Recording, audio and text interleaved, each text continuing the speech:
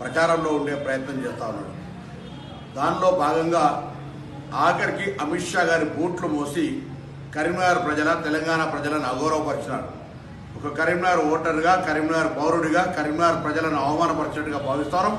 పెద్దవాళ్ళ కాళ్ళు ముక్కడం తప్పు కాదు ఆశీర్వచనం తీసుకోవడానికి, కానీ బూట్లు మోసే విధంగా వ్యవహరించడం అనేటువంటిది గౌరవానికి ప్రతిష్ట కలిగేటువంటిది. ఒక పార్లమెంటు మెంబరు మీరు ఇటువంటి పరిస్థితుల్లో తెలంగాణ ప్రజలకు క్షమాపణ చెప్పాలని డిమాండ్ చేస్తా ఉన్నాను.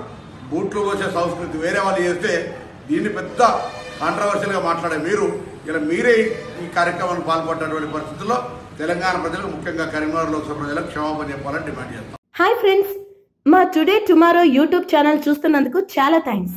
మరిన్ని లేటెస్ట్ వీడియోస్ కోసం వెంటనే సబ్స్క్రైబ్ చేయండి. అలాగే ఈ బెల్ ని కూడా రింగ్ చేసేయండి. మా నోటిఫికేషన్స్ అన్ని మీ మొబైల్లో వస్తాయి. అలాగే మా వీడియోస్ మీకు నచ్చితే లైక్ చేయండి, షేర్ చేయండి, నచ్చకపోతే కామెంట్ చేయండి.